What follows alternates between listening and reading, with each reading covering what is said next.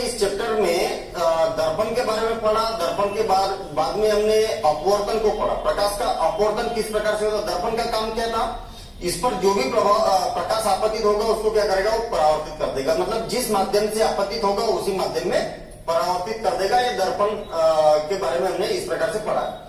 इसके बाद में हमने अपवर्तन पढ़ा है। और अपवर्तन में क्या पढ़ा कि जब कोई कांच या कांच के स्लेब वाले हमने कुछ क्रियाविधि भी देखी है कि कांच के स्लेब में अगर कोई प्रकाश किरण आपतित होती है तो क्या हो जाती है, अपवर्तित हो जाती है, कुछ अपने मार्ग से विचलित भी हो जाती है। उसके बारे में हमने पढ़ा। इसके बाद में इसका अपवर्तनांक भी ज्ञात किया। कांच का अपवर्तनांक क्या होता है, पानी का अपवर्तनांक ज्ञात क्या होता है, हवा का क्या होता है, वायु का क्या होता है। मतलब इस प्रकार से हमने अपवर्तनांक के बारे में पढ़ा। किस प्रकार से अपवर्तनांक ज्ञात करते हैं उसके बारे में हम अभी तक समझ चुके हैं। ठीक है, इस चैप्टर में अब हमें पढ़ना है लेंस। और लेंस क्या होता है इसके बारे में पढ़ेंगे।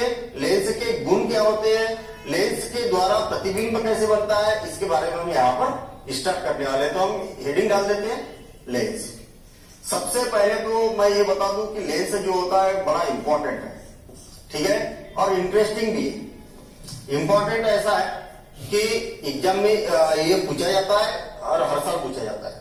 इसका न्यूमेरिकल आएगा, इसकी कोई डेफिनेशन आ जाएगी, परिभाषा आ जाएगी, इसके प्रकार आ जाएंगे, कुछ भी इस प्रकार का कोई एक क्वेश्चन इसका एग्जाम में आ जाता है। वस्तुनिष्ठ प्रश्नों के प्रश्न भी इससे रिलेटेड पूछे जाते हैं। छोटे बड़े क्वेश्चन, हर प्रकार का क्वेश्चन इससे पूछा जाता है। ठीक है, तो लेंस महत्वपूर्ण है। ठीक है, अच्छा, पहली बात तो यह है कि लेंस का हम इतना इंपॉर्टेंस क्यों बोल रहे हैं, क्यों महत्वपूर्ण है, क्यों इंटरेस्टिंग है। तो इसका कारण सिंपल है कि जो लेंस है हमारे दैनिक जीवन में बहुत ज्यादा उपयोगी है। कैसे, हमने लेंस का उपयोग कहां पर देखा है, आपने बड़ा सिंपल, वैसे मेरे पास में लेंस रखी हुई है। ठीक है, हालांकि मैं शुरू में ही बता चुका हूं।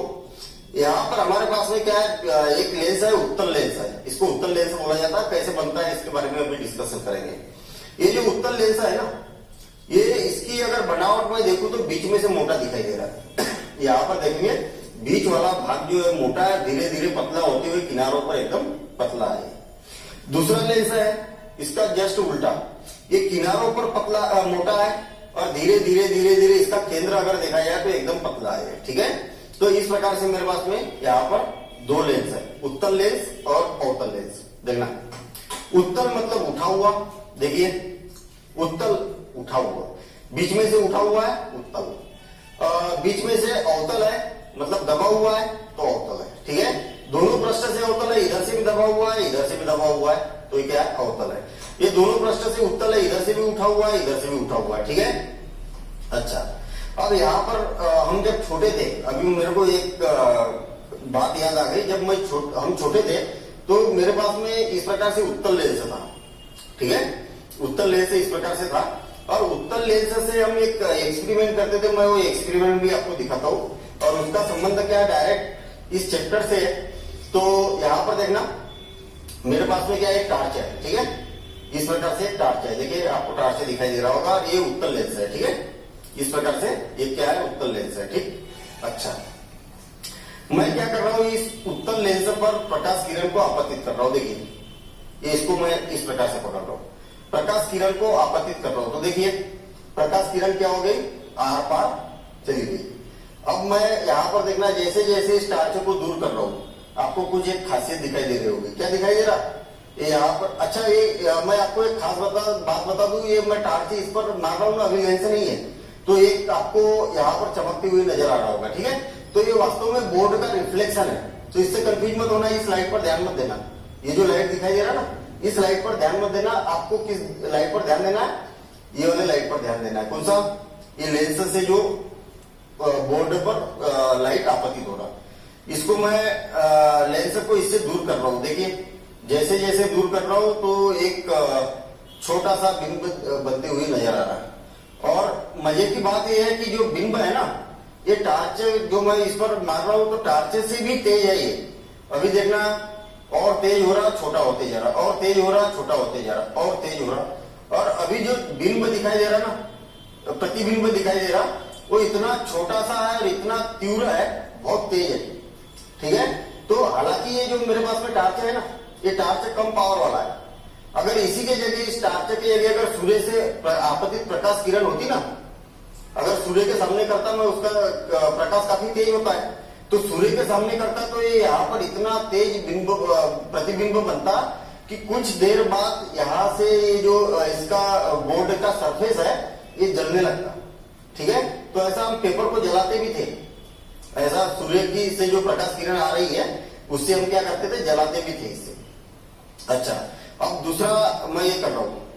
अच्छा, एक खासियत मैं इसमें बताया नहीं हूं कि इसमें क्या हुआ, ये जो प्रकाश किरण है ना, इस प्रकाश किरण को एक बिंदु पर इसने क्या कर दिया था, एकत्रित कर दिया था। ठीक है, अच्छा, अब मैं दूसरा लेंस ले रहा हूं और दूसरा लेंस की प्रॉपर्टी देखना।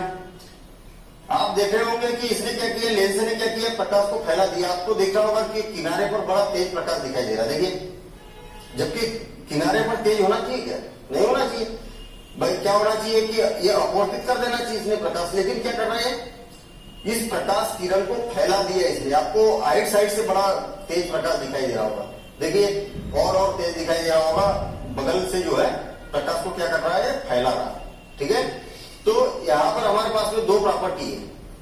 एक तो क्या कर रहा, एक अवतल दर्पण क्या कर रहा, सॉरी अवतल लेंस क्या कर रहा, प्रकाश को एकत्रित कर रहा, एक छोटा सा एक बिंदु पर पूरे प्रकाश को एकत्रित कर रहा। और ये क्या कर रहा, अवतल लेंस क्या कर रहा, प्रकाश को फैला देगा।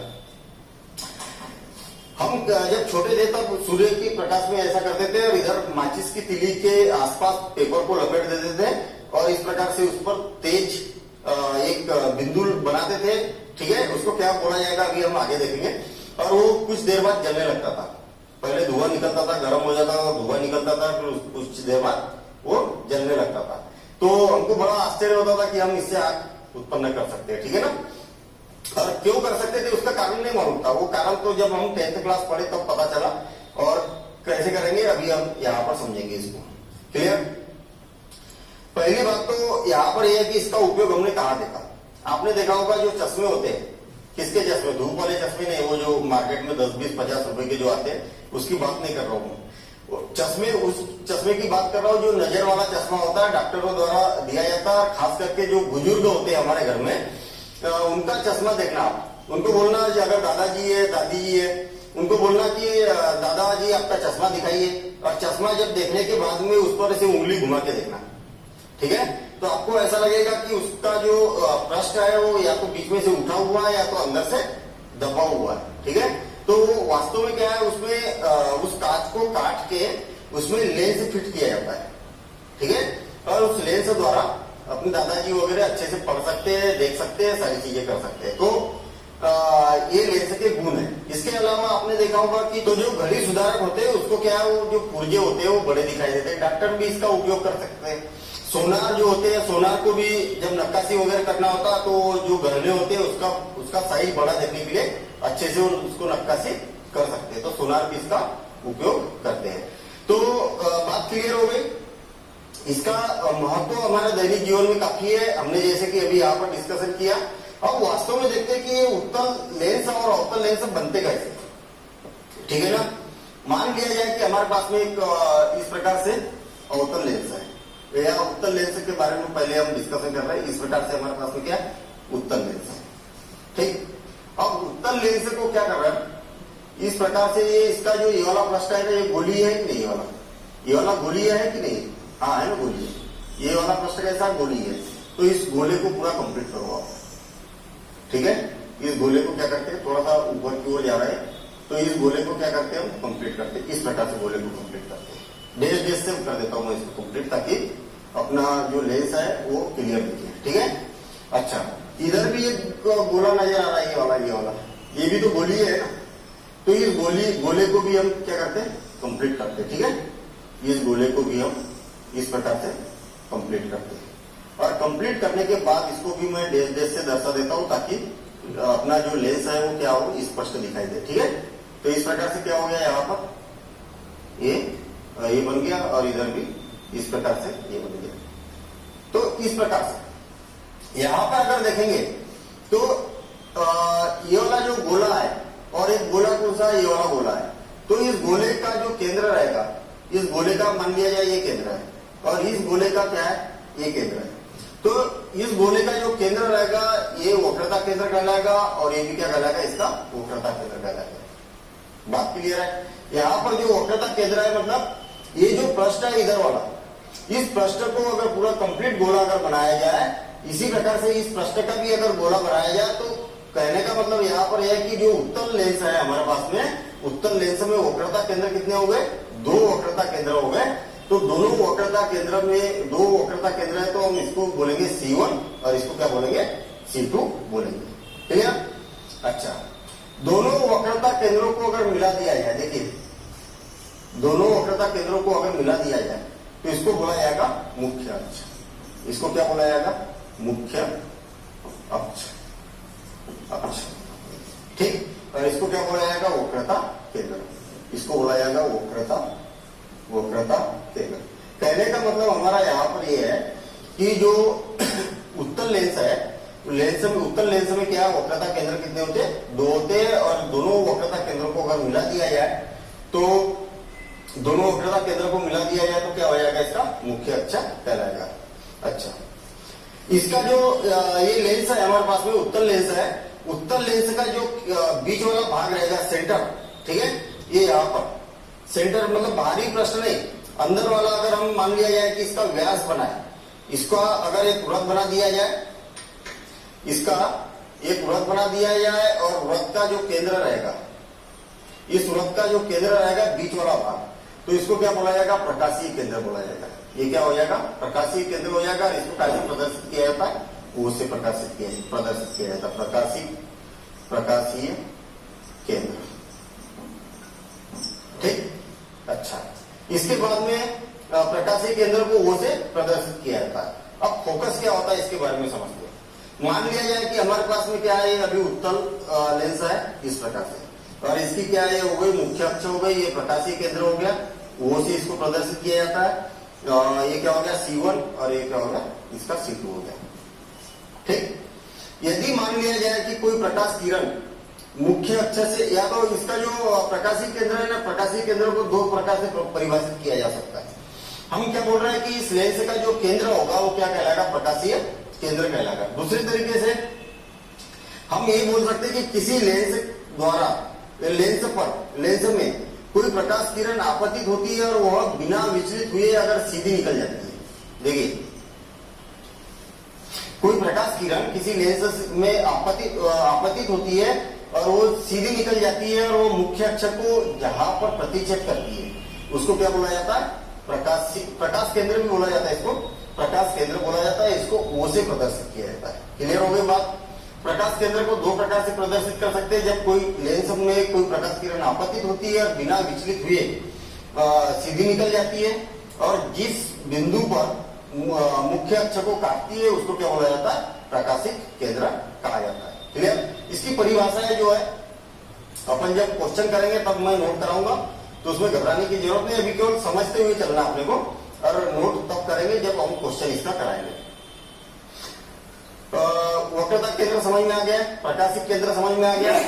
अब हम देखते हैं इसका फोकस क्या होता है। देखिए, अगर कोई प्रकाश किरण मुख्य अक्ष के समांतर आपतित होती है, देखिए ये मुख्य अक्ष के समांतर प्रकाश किरण आपतित हो रही है, और अपवर्तन के पश्चात, देखिए अपवर्तन के पश्चात ये क्या होती है, ये आपतित हुई, और अपवर्तन के पश्चात क्या होती है, ये एक बिंदु पर मिलती है, मुख्य अक्ष को किसी बिंदु पर काटती है। देखिए इस प्रकार से मुख्य अक्ष पर क्या कर रही है, ये किसी बिंदु को काट रही है, तो ये क्या कहलाएगा, इसका फोकस कहलाएगा। बात क्लियर है। तो ये मुख्य फोकस कहलाएगा इसका। देखना, फोकस तो 2 प्रकार के रहेंगे। अभी यहाँ पर क्या है, एक पृष्ठ ये है और दूसरा पृष्ठ ये रहेगा कि नहीं। अगर प्रकाश किरण इधर से आपतित हो रही है और यहाँ पर अगर ये काटती है तो ये क्या कहलाएगा, इसका मुख्य फोकस कहलाएगा। अगर इधर से कोई प्रकाश किरण, हालांकि इधर से कोई प्रकाश किरण को हम आपतित नहीं किया जाता डायग्राम में। अभी मेरे पास में ये लेंस क्या है, इस प्रकार से रखा हुआ है, यहाँ पर लेंस इधर से आपतित हो रही है, हम इस लेंस को इस प्रकार से पलटा देंगे तो इधर वाला पृष्ठ इधर हो जाएगा, और इसी प्रकार से जब ये वाला पृष्ठ दूसरा पृष्ठ इधर आ जाएगा और इधर से आपतित होगी प्रकाश किरण, तो दूसरा फोकस हमें यहाँ पर प्राप्त होगा। कहने का मतलब हमारे पास में अभी तक कितनी बातें पता चली है। एक तो सबसे पहले तो हमें पता चला कि इसके वक्रता केंद्र क्या होता है, वक्रता केंद्र क्या होता है, ठीक है। दूसरी बात पता चली कि इसका जो प्रकाश केंद्र है वो प्रकाश केंद्र क्या होता है, प्रकाश केंद्र। तीसरी बात पता चली मुख्य अक्ष क्या होती है, मुख्य अक्ष इसकी क्या होती है। ठीक है, वक्रता केंद्र को सी से प्रदर्शित किया जाता है और प्रकाश केंद्र को ओ से प्रदर्शित किया जाता है, और मुख्य अक्ष तो पूरी जो दोनों को मिलाने वाली है ये क्या है, मुख्य अक्ष इसकी कहलाती है। हमें इसके बाद में फोकस पता चला कि फोकस क्या होता है। ठीक, अच्छा, इसके बाद फोकस के बाद में फोकस भी दो रह गए, F1 F2। इसी प्रकार से वक्रता केंद्र भी दो रह गए, C1 C2।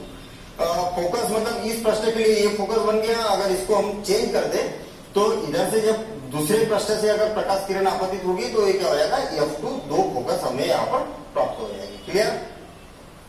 अब फोकस दूरी क्या होगी इसके बारे में हम समझते हैं। फोकस दूरी, फोकस को F से प्रदर्शित किया जाता है। अब देखेंगे फोकस दूरी, और फोकस दूरी क्या होती है, जो इसका प्रकाश केंद्र है, प्रकाश केंद्र से फोकस की जो दूरी होती है, ये वाली जो दूरी होती है इसको क्या बोला जाता है, फोकस दूरी कहा जाता है, और इसको स्मॉल f से प्रदर्शित किया जाता है। ठीक।